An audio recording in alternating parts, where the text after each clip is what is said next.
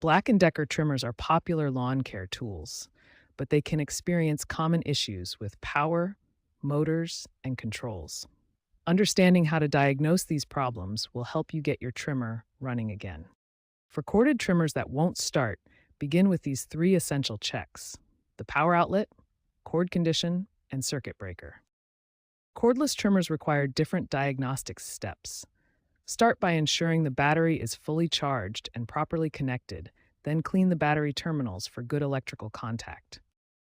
If the trimmer still won't start, test the motor directly. For cordless models, connect the motor directly to the battery to see if it spins. This helps isolate whether the problem is with the motor or other components. Don't forget to inspect the trigger and safety switch. These components can become damaged or malfunction, preventing the trimmer from starting even when power is available.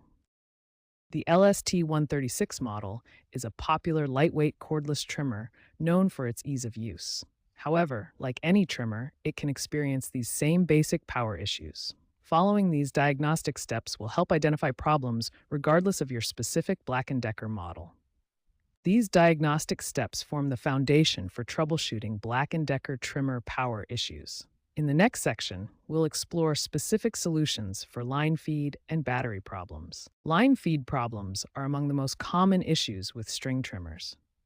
Most of these problems stem from improper spool installation or maintenance. The first step in fixing line feed issues is checking your spool installation. The spool must be correctly installed with the line wound in the proper direction. When winding the line, avoid overlapping the string. Overlapped line creates tangles and jams that prevent proper feeding during operation. Old trimmer line becomes brittle and prone to kinking.